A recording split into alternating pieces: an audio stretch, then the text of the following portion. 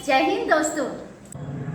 दोस्तों, कभी आपने सोचा है कि जब हम रात को आराम से सोते हैं, हमारे बच्चे, हमारे बुजुर्ग और हम खुद बेफिक्र होकर सोते हैं। क्यों? क्योंकि हमारी सुरक्षा कर रहे हैं हमारे देश के रखवाले, हमारे आर्मी में। कभी आपने अपने बच्चों को बताया कि आज़ादी कैसी मिली? कभी अपने आप से ये प्रश्न कीजिए, ये क्वेश्चन कीजिए कि आज़ादी हमें कहाँ से कैसे प्राप्त हुई है, और आज भी जो हम आज़ाद हैं, हमारी फ्रीडम हमारे साथ है, उसके पीछे किसका हाथ है? एक आर्मी में हमारे देश के रखवाले जो अपनी जान हथेली पे रख के हमारे लिए, सिर्फ हम लोगों की आज़ादी के लिए, हम अपने बच्चों के साथ घूम सकें, हंस सकें, खेल सकें। इस सब के पीछे कौन है? एक फौजी जो अपने परिवार से दूर, अपने शरीर की परवाह ना करते हुए, अपनी जान की परवाह ना करते हुए हमारे लिए वहाँ खड़े हुए, हम उनको भूल जाते हैं। और अक्सर जब वो हमें मिलते हैं तो हमें सलूट करने में भी शर्म आती है। क्यों? क्यों दोस्तों? कभी अपने आप से पूछिएगा, आज हम क्या बन रहे हैं? पर कभी हमने ये नहीं सोचा कि वो हमारे लिए क्या कर, कभी नहीं सोचते हैं। पर मैं सोचती हूँ, मैं चाहती हूँ कि आप सोचें, इस चीज़ को जानें कि कहीं आपको आर्मी मैन मिले तो उसके प्रति आपकी रिस्पेक्ट कम नहीं होनी चाहिए, बढ़नी चाहिए। और उसके लिए आज हम मिलने जा रहे हैं। उनमें से एक आर्मी मैन है अशोक भारद्वाज। बहुत सरल स्वभाव, बहुत अच्छे, बहुत ही मधुर स्वभाव, और आज भी वो तत्पर हैं सबकी मदद करने के लिए, सेवा करने के लिए, और अपने आसपास के लोगों की बहुत मदद करते हैं, वो आज भी करते हैं। तो उनमें सबसे तो मैं आपसे नहीं मिलवा सकती, पर एक शख्स हैं जिनसे मैं आपको मिलवाने जा रही हूँ, और वो हैं अशोक भारद्वाज। जय हिंद दोस्तों। जय हिंद नेहा जी, आपने बहुत अच्छा किया जो कि मेरी जीवनी के बारे में, एक आर्मी मैन के जीवनी के बारे में पूछने की कोशिश करी। और मैं ज़रूर, मेरे के भी समय निकाल के नेहा जी ने आज जो मुझे मौका दिया है, इसके लिए मैं धन्यवाद। सर, आपका भी धन्यवाद, आपने टाइम दिया हमें। बिल्कुल सही बात है। मैं आर्मी मैन का बेटा हूँ, फादर भी आर्मी में थे, और मेरा जन्म 60 का है। तो 65 और 71 की दो लड़ाइयाँ जो हमारे देश में लड़ी गई, वो मेरे बचपन से मुझे बड़ी प्रेरणा दी। मुझे फादर के साथ में जब आर्मी में था, तो जैसे कि हम सरकारी क्वार्टरों में रहते थे, क्वार्टरों के सामने बैंकर बने हुए थे, तो सायरन बजता था, तो हमें जैसे भी लाइट ऑफ हो जाती थी और हमें जाके बैंकर में घुसना पड़ता था। तो हम छोटे थे तो बड़ा वैसा लगता था कि कौन ऐसा, हमारा देश इतना अच्छा देश है, इसका कौन दुश्मन है जो हमारे देश के साथ संघर्ष कर रहा है। तो मुझे मैं जब बड़ा हूँगा तो ज़रूर आर्मी में जाऊँगा। ऐसे करके मेरी एजुकेशन पूरा हुआ। मैंने हाई सेकेंडरी किया। हाई सेकेंडरी करने के बाद मैं जैसे ही 17.5 साल का हुआ, मुझे नेवी में मैं लाल किले भर्ती के लिए मैं गया। लाल किले भर्ती के लिए गया। मेजर पोस्टवाल थे, रिक्रूटिंग ऑफिसर। उन्होंने बोला, बेटा अभी तो तुम्हारी 17 साल उम्र है, जब 17.5 की होगी तो 17.5 से 20 साल की उम्र डायरेक्ट एंट्री में हम आपको नेवी के लिए रिटन टेस्ट के लिए बुलाएंगे, जब आप आना, अभी नहीं। मैं 6 महीने फिर घर में वेट करता रहा। वेट करने के बाद मुझे तो कुछ नहीं करना था, मुझे तो केवल एक आर्मी में जाना था। मैंने सिविल के बारे में कभी कुछ नहीं सोचा कि कोई डिप्लोमा, कोई डिग्री करूं। जो भी मेरा जीवन होगा आर्मी के लिए होगा। मैं जब 17.5 का हुआ, मैं गया रिक्रूटिंग ऑफिस, मैं नेवी में सिलेक्ट हो गया। पर मैंने बोला, सर मुझे तो नेवी में नहीं, आर्मी में जाना है। तो उन्होंने बोला, ठीक है, आर्मी की वैकेंसी है, आप आर्मी में चले जाइए। मैं आर्मी में गया। मुझे बड़ा वो था कि जो भी बेसिक ट्रेनिंग थी, तो मुझे वहाँ पर भी मेडल मिला, बेस्ट रिक्रूट का मेडल मिला। मुझे कितनी भी टफ ट्रेनिंग हो, मुझे करनी है और सबसे अच्छा करना है। ये मेरा जज्बा था कि मैंने जो भी कुछ करना है, सबसे अच्छा करना है। मैं कोई पैसे के लिए या कुछ वो नहीं था कि कोई समस्या है जिसके लिए मैं सर्विस करूं। नहीं, मुझे एक देश सेवा का था। ऐसे ऐसे करते मेरी। सर, एक मैं बात को काट रही हूँ। मैं ये जानना चाहती हूँ, ये जज्बा जो देशभक्ति का है वो आया कहाँ से आप? ये मेरे फादर आर्मी में थे और फादर आर्मी से वहाँ से मुझे प्रेरणा मिली। अच्छा। और जो मेरा बचपन था, तो मेरे फादर ने भी सुना है कि बहुत यस, मेरे फादर भी वर्ल्ड वार में थे। अच्छा। फादर ने भी बड़ा संघर्ष किया। वो इराक, ईरान, तुर्की, अंग्रेज़ों के टाइम में फादर आर्मी में थे, तो उन्होंने पूरा वर्ल्ड वार में दूसरे देशों में रहा। तो मुझे बड़ा अच्छा लगा और मुझे उनके मेडल जब मैं देखता था तो मुझे बड़ी खुशी होती थी कि फादर के इतने मेडल हैं, इतनी वो है, मैं भी फादर जैसे ही देशभक्त बनूंगा और देश के लिए अगर मेरी जान भी चली जाए तो मुझे कोई गम नहीं है। तो मैं एक बड़ा, मुझे कोई शौक ही नहीं था, केवल एक देशभक्ति का शौक था। तो मैंने अपना जो भी मुझे अपना सेवा का मौका मिला तो मैंने अपनी सेवा करी। सलाम है आपके जज्बात को। अच्छा, मैं जानना चाहूँगी आपके भाई बहन, क्या परिवार में कौन कौन रहे और कैसे, किस एज में आप आर्मी में गए?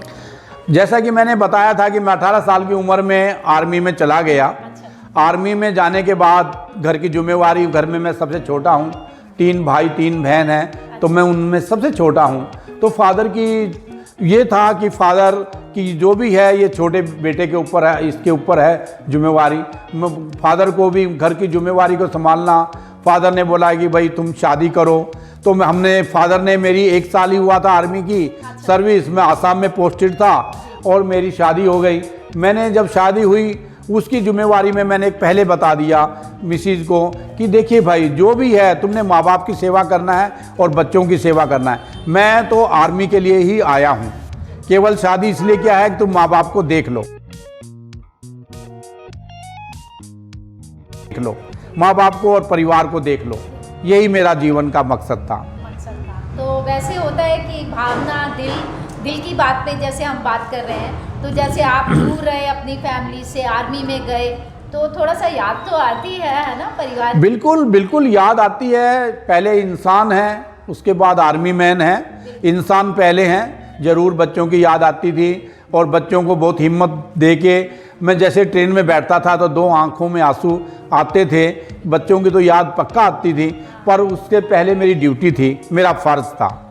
फ़र्ज़ के लिए मेरे का बच्चे ज़रूर आता है, क्योंकि जब माँ बाप हैं तो ज़रूर है, अपने बच्चों की याद आती है, तो उसमें कोई नहीं है। और हमने जो भी संघर्ष में, और मुझे बहुत अच्छी नौकरी करने का मिला। मुझे सियाचिन में, कारगिल में, पुंछ राजौरी में, इधर आसाम में तवांग धुआंग जाने का मौका मिला। इधर राजस्थान का जैसलमेर +45 टेम्परेचर, उधर -40, जहाँ दराज, गुमरी, सियाचिन, कारगिल, वहाँ पर मुझे सेवा करने का मौका मिला। और मैंने बड़ी दिल लगा के उस बर्फ़ में है ना खेलते हुए अपनी जॉब को किया। मैंने भी कभी भी है ना उसको ये नहीं, कोई मुसीबत नहीं समझा। और मैं कई बार तो ऐसा होता था 8-8, 9-9 महीने हो जाते थे बच्चों से मिले, और पर कोई महसूस नहीं किया मैंने अपने। हाँ, पहले मेरी जिम्मेवारी देश सेवा है, देश सेवा मेरी पहले। मैंने भी कभी अपने घर के बारे में ज़्यादा नहीं सोचा। कई बार तो ऐसा हुआ कि मैं सियाचिन में पोस्टेड था, मैं कारगिल से, मेरी रेजिमेंट आर्टिलरी के साथ था मैं, तो मेरी रेजिमेंट मूव होके सियाचिन ग्लेशियर जा रही थी।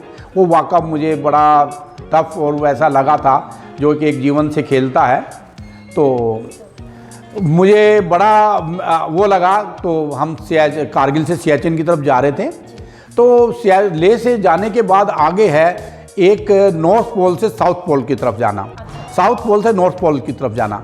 तो जब साउथ पोल से हम नॉर्थ पोल की तरफ जा रहे थे तो वहाँ पर जो हाइट थी, वो हाइट थी 18,380 फीट की हाइट थी। वहाँ पर लिखा था कि दुनिया का सबसे ऊंचा रोड है, दुनिया का सबसे ऊंचा रोड है। वहाँ से हमारी गाड़ियाँ जा रही थी, और जैसे हमारी गाड़ियाँ वहाँ पर पहुँची, हम टाइम पे पहुँच गए थे, किंतु वहाँ पर रास्ते में स्लाइडिंग आ गई और हम ना तो वापस साउथ पोल की तरफ जा सके, ना नॉर्थ पोल की तरफ जा सके। हमको रात को रुकना था। हमारे सीईओ थे कर्नल रघुवर दयाल। कर्नल रघुवर दयाल थे, उन्होंने फ़ोन पे कम्युनिकेशन में भी बात किया कि हेलीकॉप्टर आ रहे हैं, आपको चलो जो भी है जाना चाहते हैं। हमारा को यही था कि बाबा का मंदिर है और हम यहाँ रात भर भक्ति करेंगे और भगवान का ध्यान करेंगे, सुबह ये रास्ता ठीक हो जाएगा, हम नॉर्थ पोल की तरफ आगे बढ़ेंगे। आगे बढ़ो।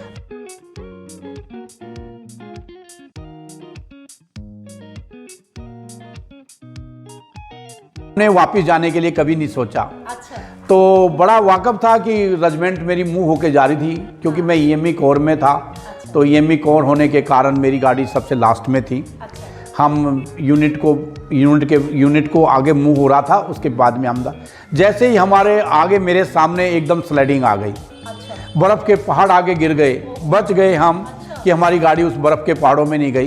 रेजिमेंट हमारी आगे चली गई थी और वो स्लाइडिंग आने के बाद हम जैसे तैसे अपनी गाड़ी से निकले। हमसे ज़्यादा कैरी नहीं कर सकते थे, क्योंकि हमें 5-6 किलोमीटर और आगे चलना था। अच्छा। तो बर्फ़ में 5-6 किलोमीटर बहुत लंबा होता है। बहुत होता है और उसमें चलना इतना बिल्कुल बहुत टफ होता है। तो हम वहाँ से अपना स्लीपिंग बैग एक लिया हमने। अच्छा। स्लीपिंग बैग लेने के बाद हम जैसे ही नॉर्थ पोल की तरफ जा रहे थे, तो नीचे से नॉर्थ पोल से सारा ट्रूप्स देख रहा था कि एक गाड़ी रह गई हमारी पीछे और ट्रूप्स रह गया है। तो हम क्या करते थे, जैसे भी है ना गाड़ी के ट्रैक बने हुए थे, हम ऊपर से स्लीपिंग बैग को नीचे गिरा देते थे और अपना जो है ना रूलिंग होके दूसरे ट्रैक पे आ जाते थे। ऐसे कर करके नीचे आ रहे थे। तो हमें 5 जने थे, हमें पता नहीं चला कि कौन कहाँ पर है। तो आगे जाके जब हमें होश आया तो हम नॉर्थ पोल में एक कैंप के अंदर हैं। हमारे शू निकाल के बुखारी के पास हमारे तलुओं की मालिश कर रहे थे कि इनको होश आ जाए। अच्छा, आप बेहोश हो गए? बेहोश हो गए थे हम। पांचों आदमी एक बेड के ऊपर पड़ा हुआ था। और हमारा जो है ना, हमें होश आया बुखारी की जब गर्मी लगी तो हमें होश आया। तो हमने देखा कि हाँ हम ठीक ठाक हैं। तो ऐसा कई बार हमारे जीवन में गुजरा। और वहाँ पर हमारे सियाचिन में थे तो हमारे डिफेंस मिनिस्टर केसी पंत हमारे पास आए थे और हर इंसान से, हर फौजी आदमी से मिले और मिठाइयाँ लेके आए थे दिल्ली से। और हमें मिठाइयाँ खिलाई और पूछा, तो मेरा भी इंटरव्यू था, मेरे से भी पूछा कि आप कैसे हो, क्या है। तो मैंने बताया कि हाँ मैं दिल्ली का रहने वाला हूँ और यहाँ पर भाई आपको कैसा लग रहा है इतनी हाइट पे। तो मैंने बोला सर ये तो हाइट कुछ भी नहीं है, अगर हमारे देश की सेवा की हमारी ज़रूरत हो तो इससे और ऊपर भी अगर कहीं 20-22 फीट पे भी हमें भेज दिया जाए हम तो वहाँ पर भी चले जाएंगे। तो जज्बा था, एक देश सेवा का। उस टाइम कोई घर याद नहीं आता था, कोई परिवार याद नहीं आता था, बस केवल एक देश याद रहता था कि हम जिस देश के लिए, वो भी केसी पंत भी यही कहते थे। केसी पंत भी यही कहते थे कि आप देश सेवा कर रहे हो और आपके जो पीछे सिविलियन हैं जो सो रहे हैं वो आपके कारण ही सो रहे हैं। कि आप देश के बॉर्डरों पे डटे हुए हो तो वो निश्चिंत होकर सो रहे हैं, सुख शांति से सो रहे हैं, उनको कोई चिंता नहीं है। तो हमें फक्र था अपने ऊपर कि हमें ये मौका मिला। हमें भी तो बिल्कुल बहुत अच्छा रहा और कभी महसूस नहीं हुआ किसी परिवार के बारे में और मैंने 28 साल देश की सेवा किया है। इन 28 साल में मुझे कभी भी महसूस नहीं हुआ। आज मुझे 15 साल हो गए रिटायरमेंट आके, किंतु मुझे आज भी वो जीवन अच्छा लगा जो मेरा 28 साल का था। उसमें ना जात पात, उसमें कोई जात पात नहीं थी, कोई भेदभाव नहीं था, कोई किसी प्रकार का कुछ नहीं था, केवल एक देश सेवा थी। और कभी हमारे को सामने जो भी हमें सैलरी मिलती थी, जो भी उसे हमारा घर का गुजारा आराम से हो जाता था, कोई ज़रूरत नहीं थी। तो वहाँ साथ ही खाना खाते थे? हाँ बिल्कुल आपने सही कहा। वहाँ तो कोई साउथ का था, कोई कर्नाटक का था, कोई कहीं का रहने वाला था, सब कोई किसी मतलब कोई जाति धर्म का वो था ही नहीं, सब मिलके प्रेम भाव से। यही मेरा भाई, मिलके प्रेम भाव से, यही मेरा भाई है, यही बड़ा भाई है, यही छोटा भाई है। सही बात है, सिर्फ देश के लिए, केवल देश, केवल हमें एक ये रहता था कि जो भी हमें ड्यूटी मिले, जैसी अभी हमारी रात की ड्यूटी है, जो भी हमें ड्यूटी है, जो ड्यूटी दिया वो सही सलामत ड्यूटी देना है और बेधड़क होकर ड्यूटी करना है और अपना फर्ज अदा करना है। और बहुत प्रेम रहता है जो आप साथ में जब रहते हैं परिवार से दूर, तो वो ही सब दुनिया होती है जो हमारे साथ होते हैं, है ना? बिल्कुल बिल्कुल। हाँ कि कोई किसी भी प्रकार का जाति धर्म से कुछ नहीं है। और बिल्कुल बिल्कुल आज मैं 28 साल नौकरी करने के बाद भी आज मैं जब यहाँ पर हूँ तो मुझे आज भी वो अपना जीवन याद आता है। और मैं सब भाइयों से कहूँगा कि ज़रूर परिवार में से कोई एक आदमी देश के लिए भेजें जो देश की रक्षा करे।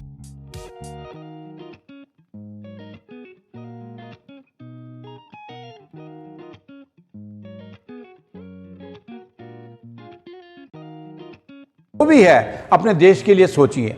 आज हमारा देश, यहाँ पर मैं सिविल में आया हूँ, धर्म जाति के अंदर बटा हुआ है, भेदभाव में है, ये अमीर है, ये गरीब है, ये है, वो है। ऐसा आप भेदभाव नहीं रखना चाहिए और सब मिलके रहना चाहिए। जैसे कि हम डिफेंस में रहते थे, ऐसा ही यहाँ पर रहना चाहिए। और मैं यहाँ पर अपनी ड्यूटी जो कर रहा हूँ, यहाँ जो मेरे को आने के बाद जो ड्यूटी मिली, तो मुझे कोई सरकारी नौकरी नहीं मिली। रिटायरमेंट में 46 एज में रिटायरमेंट हो गया था।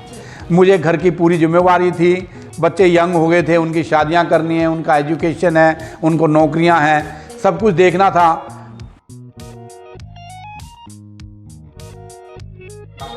तो यहाँ आके मैंने भी अपना प्रॉपर्टी का काम किया। तो उस प्रॉपर्टी के काम में भी मेरी भावना यही थी कि मैं ईमानदारी से काम करूं, चाहे मुझे पैसा कम भी मिले, इतना पैसा मिले कि जितना मैं अपना गुजारा कर लूं, ना भी मिले तो कोई बात नहीं, कुछ पेंशन आ रही है, कुछ ये है, घर का गुजारा हो ही जाएगा। किंतु अपना यही है कि ईमानदारी से और मेहनत से काम करूं। और मैं अपने प्रॉपर्टी के काम को ऐसे ही आगे बढ़ाता रहा। और आज मैं मकान बनाने का भी, बिल्डर का भी काम कर रहा हूं। और बिल्डर के काम में भी मैंने वही अपना फौज का नियम रखा है कि मैं जो भी काम करूं, जो भी साइट बनाऊं, अच्छी साइट बनाऊं।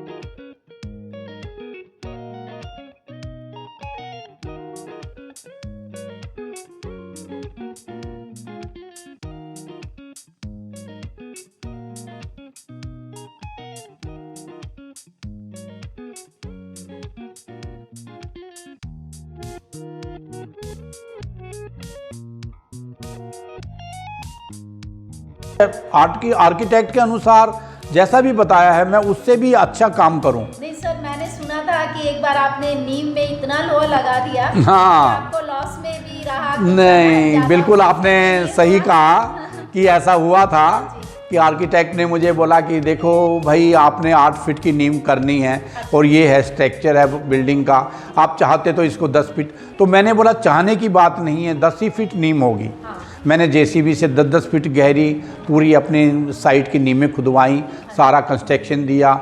और एक अव्वल दर्जे की साइट बनाने का मेरा रहता है, नींव फाउंडेशन से लेके ऊपर तक जो भी मेरी साइट बने उसमें अव्वल दर्जे की सीमेंट लगे, अव्वल दर्जे का मसाला लगे, अव्वल दर्जे का सरिया लगे, अव्वल दर्जे की उसमें तराई हो, अव्वल दर्जे का ठेकेदार हो। और उस ठेकेदार के ऊपर वही तब काम करता है जब आप उसके सर पे हो।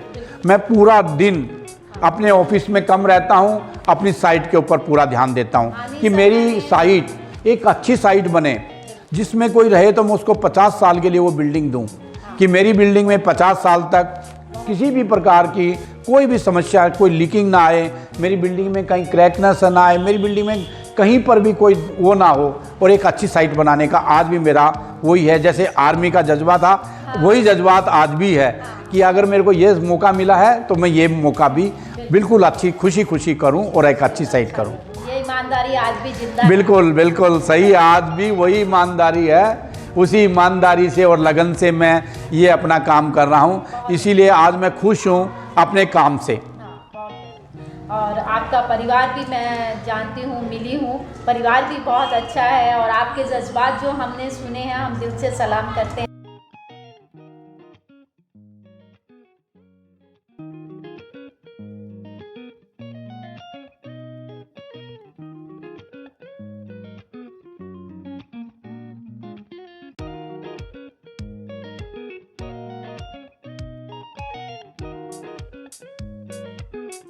आपने और भी बनाई है, अभी ये तो नई है जो अभी हम बैठे हैं जहाँ पर। और इसके अलावा भी आपने कितनी साइट बनाई थी? मैंने अभी 3 साइट बनाई है। 3 साइट बना चुके हैं, तो वो सब सेल हो गई?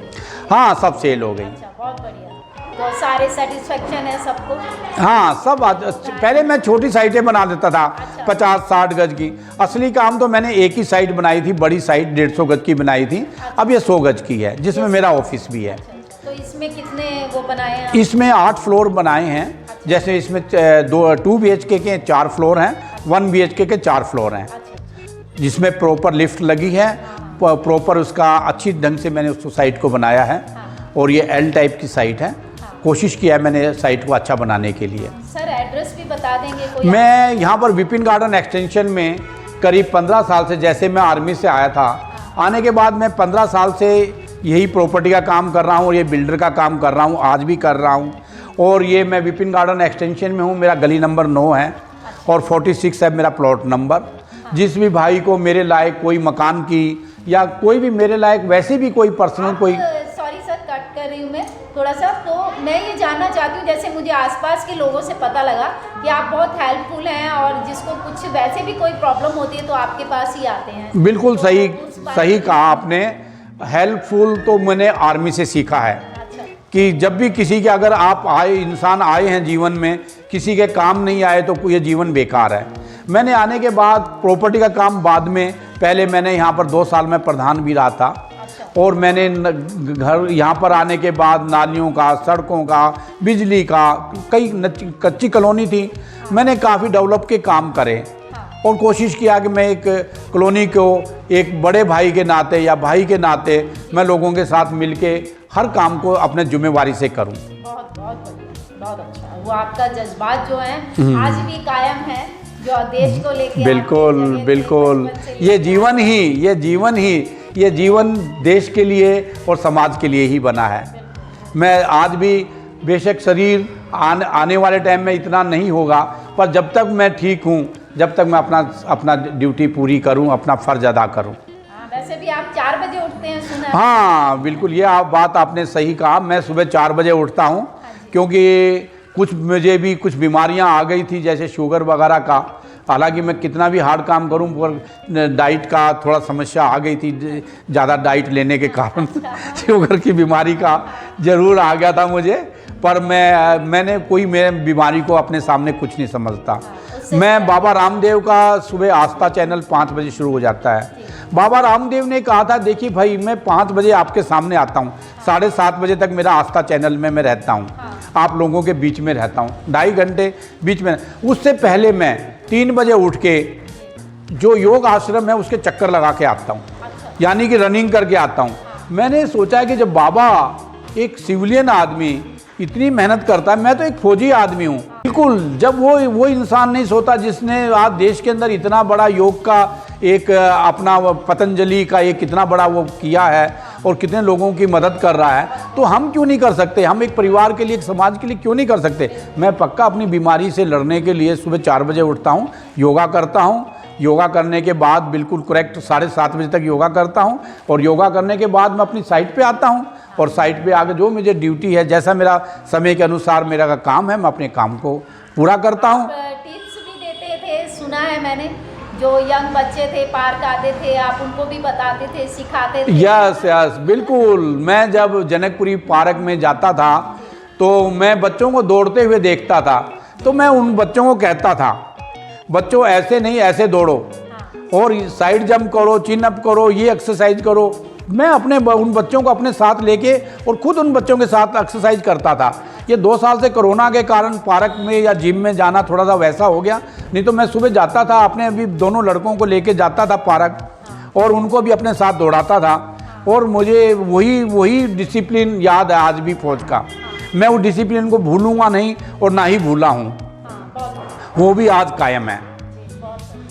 बहुत अच्छा आपने आपके बारे में जान के बहुत और भी अच्छा लगा। हाँ। और आपके जो जज्बात हैं, जो कल थे वो आज भी हैं। बिल्कुल, जज्बात परिवार के प्रति, समाज के प्रति। बिल्कुल बिल्कुल। हर कोई अगर, और मैं तो हर इंसान को कहता हूं कि इंसान को अपने जज्बात और जज्बा ऊंचा रखना चाहिए। कभी भी नेगेटिव सोच मत रखिए, आप पॉजिटिव सोच रख के काम करिए। कोई जीवन में कोई बीमारी, कोई पैसा, कोई भी चीज़, ये पैसा तो ऊपर नीचे है, ज़्यादा भी हो सकता है, कम भी हो सकता है, इसके बारे में कभी नहीं। इतना देखो कि मेरा परिवार चल जाए, ये आदमी के अंदर होना चाहिए कि मेरा परिवार चल जाए। उसके लिए मेरे को जो ड्यूटी मिली है मैं अपनी ड्यूटी करूं। और मैं हर इंसान से यही कहता हूं कि हर इंसान अपना एक जज्बात बना के रखें ताकि कोई बीमारी ना आए, कोई कुछ ना आए। और आप अगर बीमारी नहीं आएंगी और स्वस्थ रहेंगे तो आगे बढ़ चढ़ के अपना काम करेंगे। बहुत बढ़िया। और कुछ कहना चाहेंगे हम? नहीं नियाज़ी, आपने ये मुझे मेरी जीवनी के बारे में मौका दिया। आप सारी टीम को मैं सह दिल से बहुत शुक्रगुजार हूँ कि मेरे को अपना कुछ आज अपनी लाइफ के बारे में कुछ कहने का मौका मिला। मुझे बड़ी खुशी हुई। आप सबका, की पूरी टीम को बहुत बहुत धन्यवाद। Thank you. जय हिंद। जय हिंद। जय हिंद। जय हिंद सर। और मुझे बहुत खुशी है दोस्तों, मुझे लग रहा है कि आपको भी बहुत अच्छा लगा होगा ऐसे एक शख्स से मिलके जिनके जज्बात इतने सुंदर हैं कि जो फौज में हमारे देश के प्रति इतना प्रेम रखते हैं, वो समाज के प्रति भी उतना ही प्रेम रखते हैं। तो दोस्तों, आपको इनका एड्रेस मिल ही गया है और बाकी आप देख सकते हैं, यहाँ आकर साइट भी देख सकते हैं, इनसे मिल सकते हैं। तो मिलेंगे हम अगले नेक्स्ट प्रोग्राम में और उसके साथ मैं लेके आऊँगी एक नए शख्स को जिससे आप प्रेरणा ले सकें, एक अच्छा हम कुछ सीख सकें और उनकी लाइफ के बारे में जान सकें। तो दोस्तों, जय हिंद। मिलते हैं नेक्स्ट वीडियो। जय हिंद। जय हिंद।